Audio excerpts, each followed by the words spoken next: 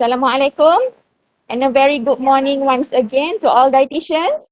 My name is Izati and I will be your MC for today's webinar. I would like to extend a very warm welcome on behalf of organizing committee, Department of Dietetic and Food Services, Hospital Tuanku Jaafar Seremban. Thank you for joining us today on this virtual National CDU COVID-19 Embark Your Role as a Dietitian. We hope you will find this webinar to be fruitful and engaging. To kick off this morning session, I'm pleased to have Puan Basmawati binti Baharom, Head of Dietetic Profession, to deliver the opening remarks. Okay, Assalamualaikum warahmatullahi wabarakatuh, and a very good morning to everyone. Okay, I would like to extend a very warm welcome on behalf of the organizing committee, Department of Dietetic and Food Service, all my dietitians here they are very hardworking to make this seminar success. Okay, so thank you very much to all the participants, to all my beloved dietitians everywhere. Where are you? Whether you are working at a health clinic, or whether you are working at hospital level, or whether you are working at freelance and everywhere. As long as you are dietitian in Malaysia. Okay, because what I see is every day, this seminar really triggered my mind. As a dietitian who are in the field since almost 28 years. Okay, so because of the current issue of the pandemic, and when I every day before this, Tan Sri DG always pass a remark when he submit the data regarding the COVID case and what about the LO case or those yang dead. So I saw the data and it triggered my mind because most of the death case they have morbid comorbid or underlying like diabetes, hypertension, obesity, kidney failure and so on. So because we are dietitian, we are dealing with that kind of case. We are dealing with diabetes patient, we are dealing with hypertension case, we are dealing with a CVA case, and they are in the community. Okay, so this is really trigger my mind. What should we do? Where is dietitian in this during pandemic? Okay, whether in the community or in the hospital. The data already playing around in my mind. What should I do as a head of profession? Okay, I'm keep discuss with my team. What can we do? How we can embark our role during this pandemic? End of the day, we come to the phase 3 already. Okay, the third wave is really a challenge for us. Okay, really a challenge because what happened in the hospital, most of the state hospital become hybrid COVID hospital. Okay, then there is some hospital already convert to the full COVID hospital. So if we see this scenario, and when we can see our referral from the doctors is reduced because numbers of patients at the ward level or the hospital level is or the clinic kesihatan also reduced. So are we going to stay still or just waiting for the referral? This is my main point. Okay, what we can do? What happened to the patient with category class 1, 2, 3, 4, 5? Okay, we need to know. We need to understand the situation. And some more, when this happened at the wave 3, whereby in the STGS sendiri, we have almost 50% of the patient, even though they are at the class 3, they are going to go to very soon, very fast to the class 4 and 5. And 50% of the patient already in the oxygen mode. So on behalf of this situation, I've been studied. I'm talking with my consultant, I'm talking with my NS, what we can do. Okay, because I'm also afraid of the security and safety of my dietitian if they go to the COVID ward. Because each time we go to the, even though normal ward, okay, it's not a COVID ward, but my staff keep getting to do a swab because after a few days, there is some issue in the ward, the lockdown and everything. I think this happened everywhere, okay, everywhere, all the, especially in the state hospital, or also maybe in the clinic kesihatan, health clinic. So what we can do? Okay, what we can do, and I'm keep thinking this, what can I embark our role? Because I don't want to be left out in the team of medical treatment for the COVID case. Okay, so at the third wave, third wave of this current issue, when COVID case is already rocket to the 17,000, the highest numbers. Yesterday is 14, and numbers of patients with classes already being exposed. And at the hospital level, I'm as a HOD, I got the data every day. How many numbers of death, number of oxygen mode are being used, and what kind, how many oxygen tank being used. And currently, I've been discussed with my NS how we can get some more loaner for the pump feeding, because there is there are numbers of patients with ventilator.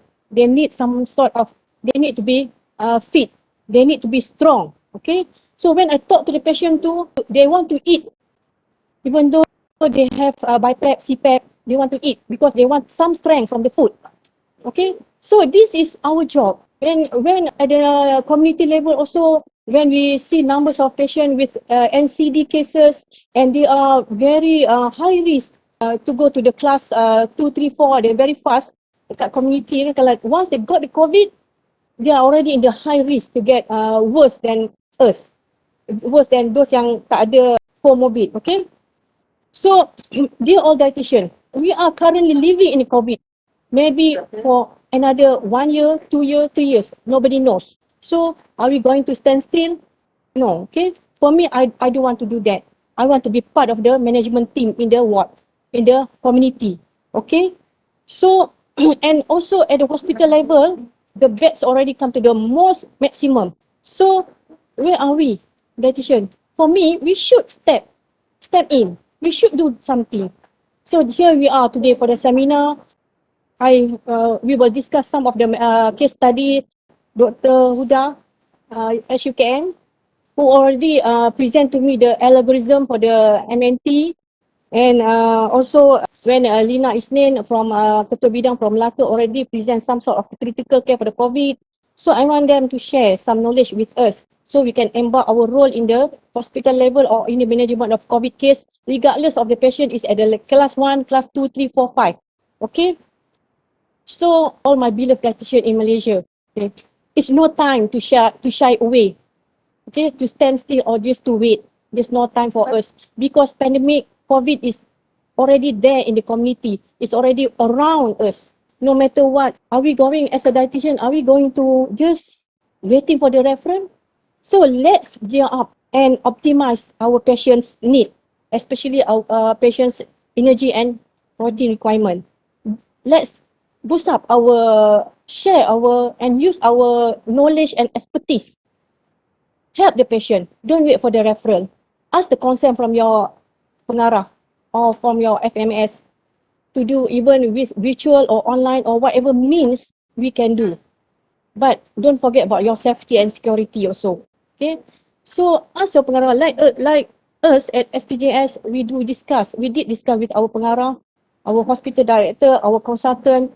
Can we just step in to the bilik kawalan or bilik gerakan to see the medical record of the patient? So we get that consent from the pengarah to do that, as long as we can help the patient. So what we can do is we also involve in the medical team over here in SCJS to help the patient to optimize the feeding patient. We modified everything we can do to help the patient to make sure the patient get or receive our medical nutrition therapy properly. Okay, because actually patient need help from us. They want to eat. They want to get some strength from the food. Okay, so when I think about the food, about the diet, it's us. So it's not time for us to just pass over to other colleagues who taking care the critical care ward. No, we are dietitian now. We have to learn about what is it mean of the face mask, when the patient with a face mask, when the patient with a nasoprong, when the patient is with venti mask, HFM, high flow mask, or high flow nasa cannula, venti mask, and of course with BiPAP and CPAP. They are still alert. The patient is still sedang. their GCS is still there. They can talk even though very difficult because of due to the breathing problem. But when they're already ventilated or intubated, there is already critical care. So when it's patient, it's already at the level of HFNC, high flow nasal cannula, or ventimask. They are waiting for to be intubated. Okay, but patient is alert. Patient sedang lagi. They want to eat. But how they want to eat if they've been given normal diet by the ward? Because dietitian is not there to modify their diet. Okay? Dietitian is not there to provide any supplementation. So that's why I organized this seminar to disseminate or to share with you all what we did here, what we do here. So over here at STJS, we are actively helping this kind of patient. So to make sure they get to optimize their feeding, their protein and energy requirement. This is at hospital level. So we don't wait for the referral anymore. So at the community level, what we can do? Are we going also just wait for the referral to come from the doctors for the SCD case? So also we over here, we conduct structured focus group, our virtual clinic very actively. So we can reach everywhere in the whole Negeri Sembilan to teach a patient with NCD, to teach the patient with diabetes, hypertension, obesity. So what we can do, what they can do, what we can do to help them, and what they can empower their immune system. So this is our effort, and I want to share with you all so we can be visible enough to everywhere, to everybody in Malaysia that dietitian is there. We are dietitian. So dietitian is there to help patient with comorbid, to help patient with NCD, so they have their immune system strong to combat the COVID case, because we don't know when and how we can get infected with the COVID-19. We don't know. Even we also, we don't know. So what we can do, we share our knowledge because we are the expertise. Don't forget that all the dietitian, whether you are working in the Ministry of Health, whether you are already graduate as a dietitian, but you are a dietitian expert in nutrition field, in disease and diet related medical nutrition therapy. Be there, help our community, help our patient. Don't just wait. Okay. By then, I'm really glad the participant today, all of you who joined my seminar. I wish you got something, then also can embark your role as a dietitian. And those from who get the authority to do that, like all the ketua bidang atau head of department, please keep this card together so we can embark our role as a dietitian. Because we are dietitian, we don't want to be left over. We don't want to be left out in the management of the COVID-19, because nutrition is very significant for the human body. But then, thank you very much, everybody, and I hope you not only enjoy the seminar, and also there's hopefully there is no technical error or technical problems. And I'm also lucky, Dr. Shazmin and Dr. Nolita willing to help me to share their knowledge, their experience, and what we can do as a dietitian in behalf of the medical field. Because Dr. Nolita is our consultant, medical consultant who actively involved in the COVID ward, and Dr. Shazmin is currently is a medical director of the PKRC at Nilai. So he managed class 3 case at PKRC Nilai. By then, thank you very much to all the participants, and sekiranya ada salah dan silap from us, please tell us so we can improve ourselves, we can repair or modify anything, because dietitian is expert in modification. Okay, so any wrongful things that we did or we do, please tell me, then we can improve ourselves. Okay, by then, thank you very much to all, and also thank you very much to all my committee, from Dr. Izzati, from Fadlina, Lidianis, and Nozarira, and I'm not trying to forget my Sarah Khalila. She's very important person now. Okay, thank you very much to all everybody. By then, Assalamualaikum warahmatullahi wabarakatuh.